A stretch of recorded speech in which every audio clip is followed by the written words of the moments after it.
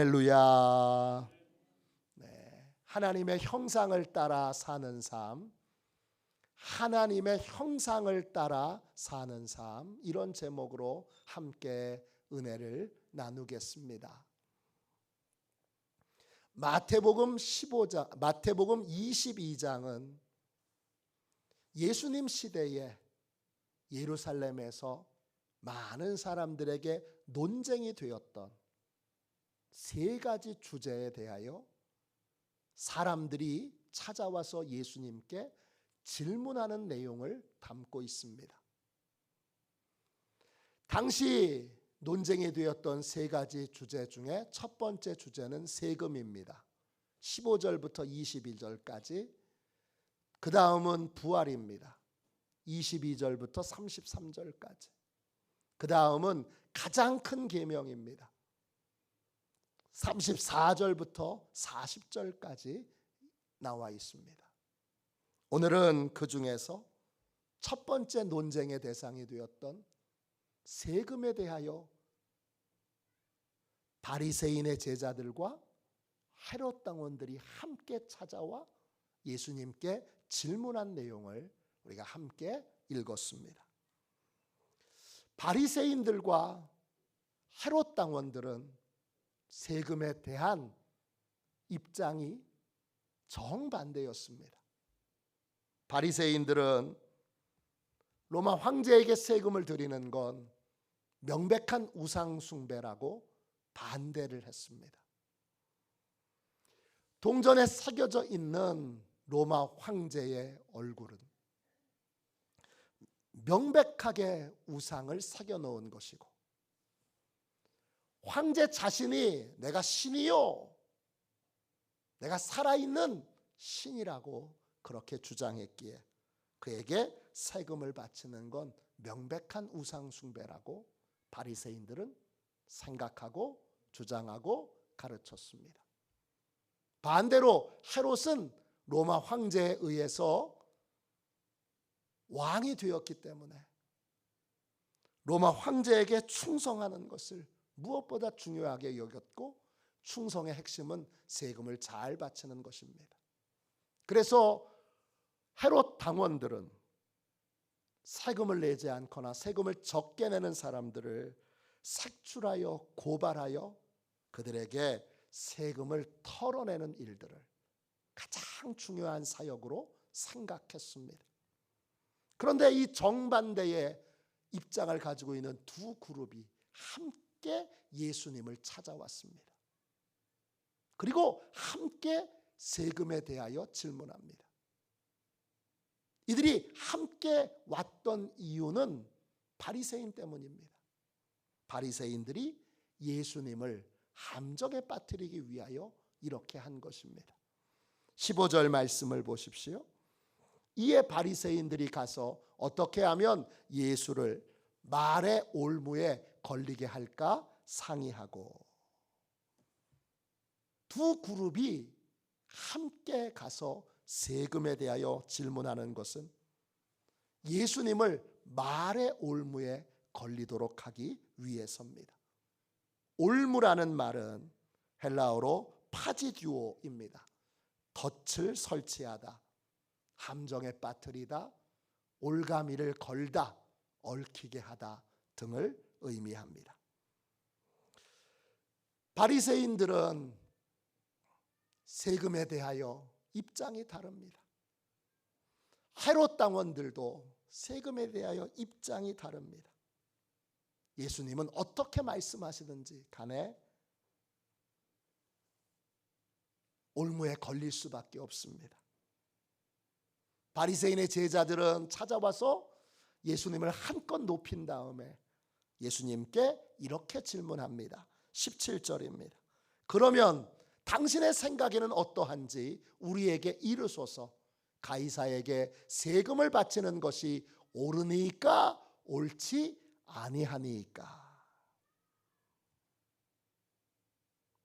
바리새인의 제자들은 두 가지의 선택 가운데 은근히 세금을 반대하도록 유도하고 있습니다. 그러면 헤롯 당원들에게 고발을 당할 것이고, 그러면 바리새인들은 자신들을 비판하는 예수님을 자기 힘을 사용하지 않은 채 제거할 수 있기 때문입니다. 예수님께서 헤롯 당원의 고발을 피하려고 세금을 내는 것이 옳다 말해도 바리새인들에겐 손해볼 것이 없습니다. 그 말을 들은 많은 사람들이 예수님께 실망할 것이고, 그리고 예수님을 떠나게 될 것이기 때문입니다. 예수님은 진퇴양난, 이렇게도 저렇게도 하실 수 없는 상황에서 대답을 바로 하지 않으시고 질문을 하십니다. 예수님은 세금 낼 돈을 보이라고 말씀하십니다. 그러자 한 사람이 로마의 동전인 하루의 품삯인 데나리온 하나를 예수님께 보입니다. 이렇게 생겼습니다. 기억하십시오. 저 가운데 있는 얼굴은 티베리우스 황제고, 그 옆에는 내용은 이따 설명하겠지만 황제가 신이다, 이런 뜻입니다.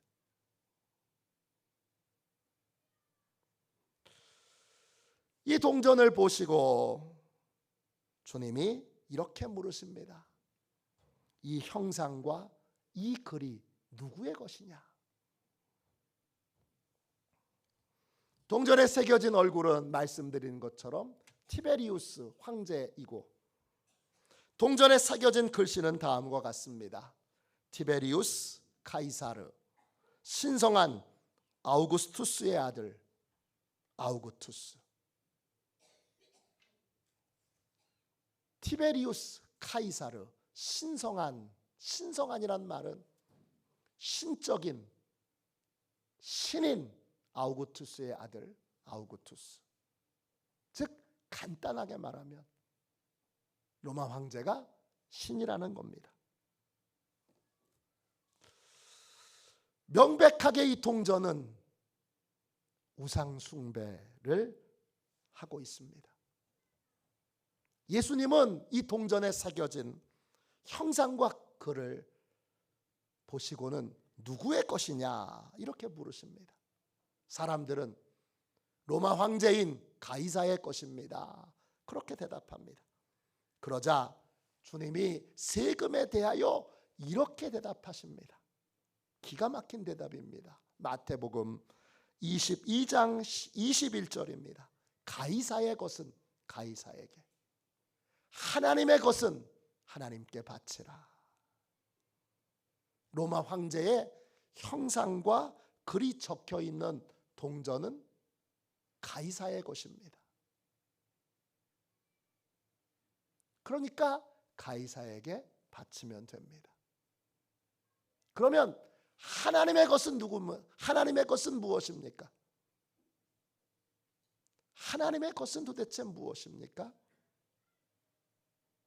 하나님의 형상이 새겨진, 하나님의 형상이 마음에 새겨진 모든 인간은 다 하나님의 것입니다. 모든 인간은 다 하나님께 바치는 순종의 삶, 예배의 삶을 살아야 합니다. 예수님은 세금에 관한 질문을 받으시고 놀랍게도 그 질문을 복음과 연결시켜 인간이 어떤 삶을 살아야 하는지를 알려주고 계십니다. 기가 막힌 반전의 대답입니다. 하나님은 인간을 창조하실 때 하나님의 형상과 모양을 따라 인간을 창조하셨습니다. 창세기 1장 27절입니다. 하나님이 자기 형상 곧 하나님의 형상대로 사람을 창조하시되 남자와 여자를 창조하시고, 하나님은 남자와 여자를 창조하실 때 그 마음에 하나님의 형상을 새겨 놓았습니다. 그러므로 모든 인간은 하나님의 형상을 따라 살아야 될 책임이 있습니다. 예수님은 국가의 의무로 세금을 내야 하는 것처럼 창조된 인간의 의무로 하나님의 형상을 따라 살아야 하는 것이 마땅한 인간의 삶의 직무인 것을, 책임인 것을 우리에게 알려주고 계십니다. 모든 인간은 하나님의 형상을 따라 살아야 합니다. 그러면 하나님의 형상을 따라 사는 것이 무엇입니까? 구체적으로 어떤 것입니까? 오늘 본문에서 세 가지를 소개하고 있습니다. 첫 번째, 하나님의 형상을 따라 사는 것은 무엇입니까? 나를 포함해서 모든 인간을 존중하는 마음, 사랑하는 마음으로 사는 것입니다. 하나님이 모든 사람 안에 하나님의 형상을 두셨기에 모든 사람은 다 하나님의 것입니다. 하나님의 것을 욕하는 건 하나님을 욕하는 것입니다. 인간을 욕하는 건 하나님을 욕하는 것입니다. 인간을 멸시하고 조롱하는 건 하나님을 멸시하고 조롱하는 것입니다. 모든 인간이 하나님의 창조로 하나님의 형상대로 만들어졌다는 걸 믿는다면 나를 포함한 모든 인간을 존중하고 사랑해야 합니다. 나부터 사랑해야 합니다. 나를 멸시하지 말아야 합니다. 나를 조롱하지 말아야 합니다. 나를 업신여기지 말아야 합니다. 동시에 다른 모든 사람들을 사랑해야 합니다. 존중해야 합니다. 복음이 들어오기 전에 우리나라는 아주 나쁜 습관들이 있었습니다. 대표적인 것이 자녀들을 욕하는 습관들이 있었습니다. 왜 욕했느냐? 자녀가 하나님의 것이 아니라 내 것이라고 생각했기 때문입니다. 부모는 자녀가 내 거니까 주저없이 욕을 했습니다. 병신 같은 놈, 빌어먹을 놈, 나가 죽어라. 너 죽고 나 죽자. 너 때문에 못 살겠다. 복음이 들어오기 전에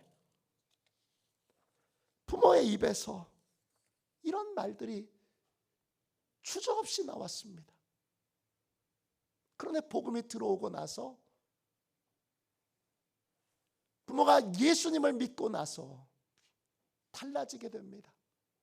자녀가 내 소유가 아니고 하나님의 소유라는 걸 인정하게 되면서 자녀들에게 함부로 욕하는 그러한 습관과 태도들이 이민족 가운데 사라지게 됐습니다. 그러나 여전히 다른 사람을 욕하고 멸시하고 조롱하는 태도는 남았습니다. 이것도 복음으로 고쳐져야 합니다. 다른 사람 욕하고 싶을 때 그분을 만드신 하나님을 먼저 생각해 보십시오. 그러면 함부로 욕할 수 없습니다. 함부로 멸시하거나 조롱할 수 없습니다. 왜? 그러면 하나님이 마음 아파하실 것이기 때문입니다. 복음이 들어오면서 우리 민족은 존중하는 습관들을 갖게 됐습니다. 여성, 어린이, 청소년, 청년들을 복음이 들어오기 전까지는 존중하지 않았습니다. 여성들에게는 이름도 지어주지 않았습니다. 학교에 가는 건 꿈도 꿀 수 없었고 공부하는 건 말도 안 되는 일이고 여성이 지도자가 된다는 건 상상도 할 수 없는 일이었습니다. 그러나 복음이 들어오고 나서 여성들은 교회 안에서부터 지위를 갖게 됐습니다. 이름을 갖게 됐습니다. 그리고 공부를 하게 됐습니다. 그리고 주도적으로 일을 하는 지도자가 됐습니다.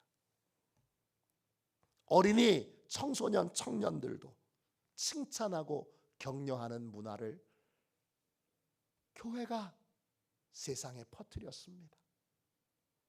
저는 초등학교, 중학교, 고등학교에 다니면서 교회 안에서 만나는 사람들에게 교회에서 앞으로 남자를 만나면 형제님 이렇게 불러라. 또 여자를 만나면 자매님 이렇게 불러라. 그렇게 교육을 받았습니다. 중학교 시절에 학생부 임원을 하면서 회의하는 법을 배웠고, 또 같이 회의하면서 의견이 다른 것들을 조율하는 법을 배웠습니다. 그게 제 중고등학교 시절의 모습입니다. 그거 다 교회에서 배웠습니다. 이 모든 것이 복음이 들어온 이후에 나타난 변화들입니다. 하나님의 형상을 따라 산다는 건 나를 비롯한 모든 사람을 존중하고 사랑하는 삶을 사는 것입니다. 그렇게 사는 저와 여러분이 되시기를 주님의 이름으로 축원합니다. 둘째, 하나님의 형상을 따라 사는 것은 무엇입니까? 하나님의 요청에 순종하는 삶을 사는 것입니다. 21절 말씀을 다시 한번 읽겠습니다. 가이사의 것은 가이사에게, 하나님의 것은 하나님께 바치라.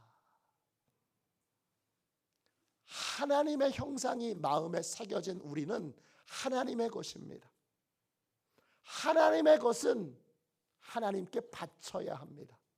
바친다, 이 말은 헬라어로 아포디노미입니다. 이 말은 아포와 디도미가 결합된 말입니다. 아포는 뭐뭐로부터 오다 이런 뜻이고, 디도미는 주다 이런 뜻이에요. 아포디도미는 뭐냐? 받은 대로 돌려드린다 이런 뜻이에요. 하나님께 값없이 받았기에 하나님께 아무 주저함 없이 드립니다. 이게 바치는 겁니다. 구체적으로 하나님이 요청하실 때, 너 이렇게 해라 할 때 주저없이 순종하는 것이 바로 하나님의 것을 하나님께 바치는 것입니다. 하나님의 형상을 따라 사는 사람은 하나님이 요청하실 때 주저없이 하나님의 요청에 순종합니다. 기도와 관련된 많은 책을 쓴 스토미 오마샨, 탤런트이면서 또 기도에 관련된 많은 책을 쓴, 기도를 많이 하는, 깊이 하는 여성입니다. 이 여성이 어느 날 하나님께 이런 음성을 듣습니다. 남편을 대하는 너의 태도를 바꿔라. 그 음성에 오마샨이 순종합니다. 그래서 어떤 일이 일어났는지를 책에 기록해 놨는데, 그 책이 바로 아내의 기도로 남편을 돕는다, 이 책입니다. 오마샨은 결혼한 다음에 14년 동안 남편과 많은 갈등과 다툼 속에 살았습니다. 그녀는 남편의 많은 문제점들을 발견했습니다. 남편이 정말 달라지고 변화되기를 원했습니다. 하나님께 남편 좀 변화시켜 주세요 기도했는데 하나님이 응답을 안 해주셨습니다. 어느 날 크게 싸우고 정말 더 이상은 참을 수 없게 된 지경에 오마샤는 하나님께 기도했습니다. 하나님 제발 좀 도와주세요. 어떻게 해야 돼요? 그러자 하나님이 그날 응답을 주셨습니다. 하나님은 남편이 변화되려면 네가 먼저 달라져야 한다 말씀해 주셨습니다. 너는 남편을 도울 준비가 아직 되어 있지 않다, 그렇게 말씀해 주셨습니다. 그날 이후 스토미 오마샤는 남편을 변화시켜달라는 기도를 중단합니다. 그리고 이렇게 기도합니다. 하나님, 남편을 잘 도울 수 있도록 저를 변화시켜 주세요. 그녀는 날마다 남편을 이해할 수 있는 지혜를 달라고 성령님께 지혜를 구합니다. 그리고 성령님이 알려주시는 대로 남편을 위해서 기도합니다. 그러자 어느 날부터 남편을 깊이 이해하게 되었고 남편을 조건 없이 사랑하게 됐습니다. 남편을 조건 없이 사랑하던 어느 날 보니까 남편은 스토미 오마샨이 그렇게 바라고 기대했던 대로 자상하고 멋진 남편이 되어 있었습니다. 두 사람은 오마샨이 간절히 소망했던 대로 행복한 부부가 됐습니다. 비결은 뭐죠? 하나님의 요청에 순종한 것입니다. 하나님의 것을 하나님께 바친 것입니다. 제 선배 중에 사모님이 살림을 정말 못해서 불만이 많던 분이 계십니다. 양말을 빨아도 짝을 맞춰서 서랍장에 넣어주지 않고 빨아 놓은 그대로를 그냥 털털털 털어서 서랍장에 넣어둡니다. 새벽기도 가기 위해 아이들이 깨니까 불은 켤 수 없고 양말을 신어야 하기에 서랍장을 열어서 대충 짝이 맞는 것처럼 보이는 양말을 겨우 꺼내서 신고 불이 비춰지는 곳에 나갔더니 색깔이 다른 양말입니다. 그런 일이 한두 번이 아닙니다. 그럴 때마다 아내에 대하여 이 목사님이 분노가 생깁니다.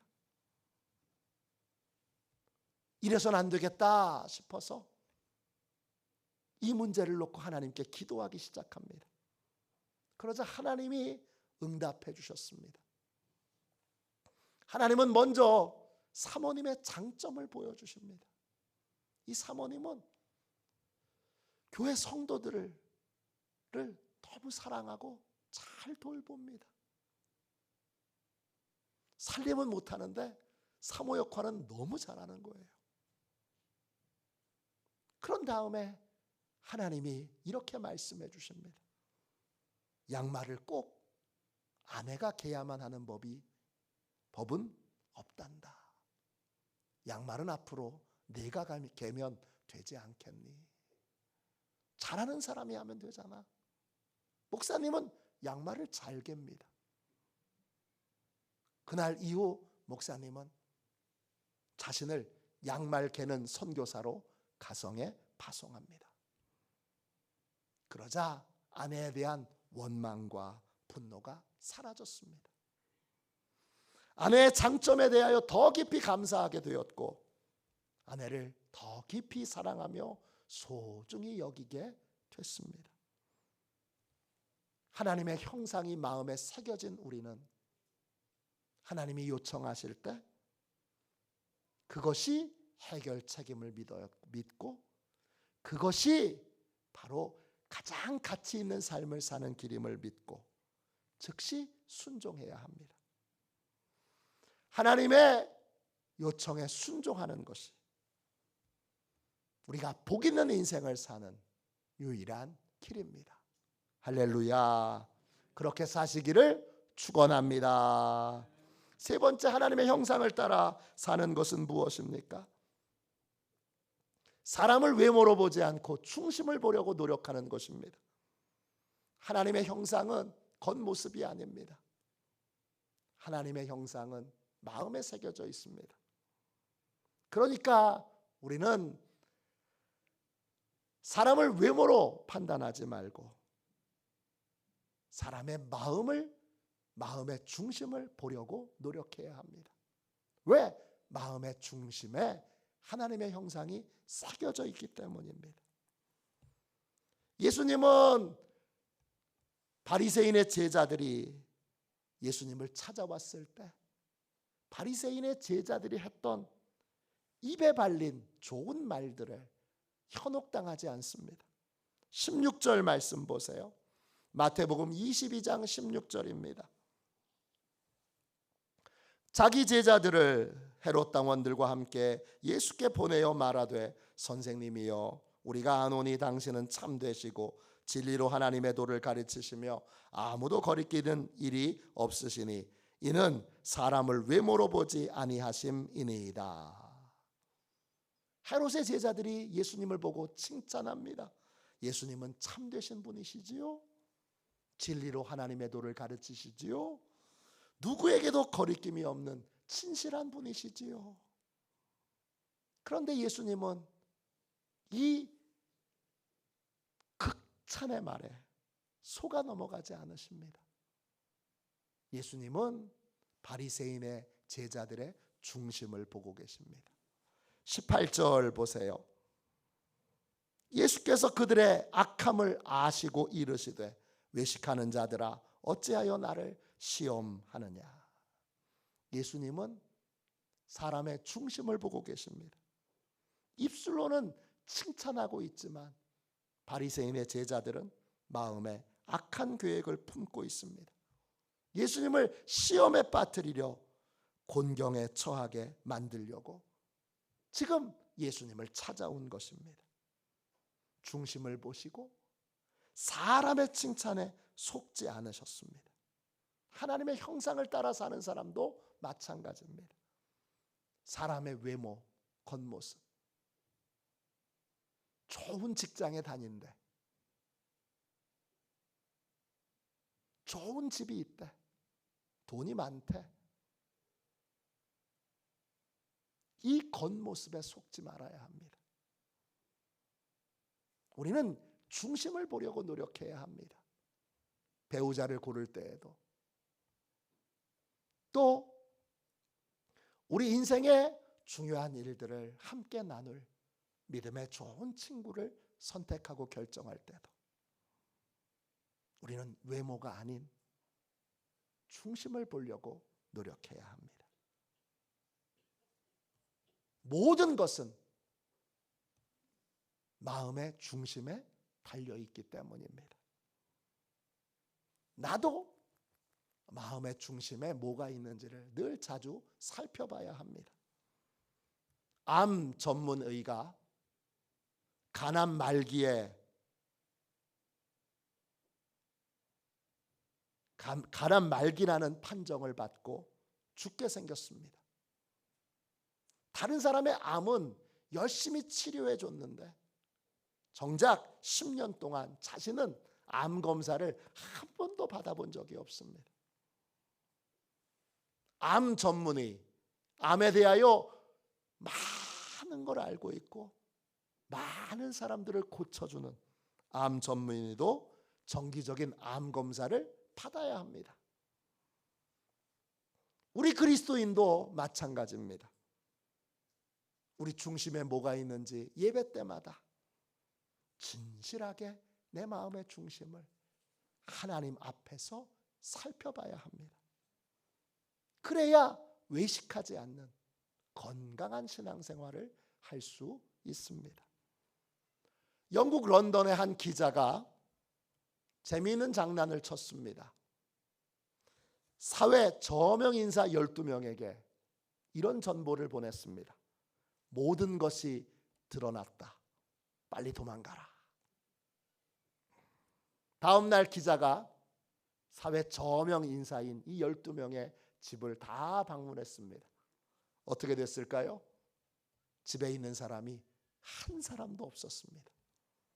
다 도망가 버렸습니다. 왜 도망갔죠? 숨겨진 죄가 있기 때문입니다. 우리는 예배마다 하나님이 내 중심을 살펴보신다는 걸 인정하고 감춰진 죄가 없는지 살피며 회개하는 시간을 가져야 합니다. 그것이 중심을 보는 것입니다. 나부터 중심을 보고 그리고 다른 사람을 볼 때에도 좋은 대학 나왔대, 돈 많이 번대, 직업이 좋대, 기타 등등 그런 외적인 조건, 키가 크대, 잘생겼대, 예쁘대, 기타 등등 외적인 조건이 아닌 중심을 볼 줄 아는, 중심을 보기 위해 노력하는 그러한 사람이 되어야 합니다. 그래야 하나님이 주신 평안과 안식을 누리는 삶을 살 수 있습니다. 할렐루야. 하나님은 우리를 창조하실 때 우리 마음에 하나님의 형상을 새겨 놓으셨습니다. 그러므로 우리는 하나님의 형상을 따라 살아야 합니다. 하나님의 형상을 따라 사는 삶은 모든 사람을 존중하고 사랑하는 삶을 사는 것입니다. 하나님의 요청에 순종하는 삶을 사는 것입니다. 사람을 외모로 보지 않고 중심을 보려고 노력하는 것입니다. 하나님의 형상을 따라 사는 저와 여러분이 되시기를 주님의 이름으로 축원합니다. 이 시간 우리 542장 1절만 한번 찬양하고 하나님의 형상을 따라 이제 사는 복된 인생이 되도록 하나님 이제 내 마음에 새겨두신 하나님의 형상을 따라 살겠습니다 결단하는 기도를 드리겠습니다. 우리 박수 치시면서 1절만 찬양하겠습니다.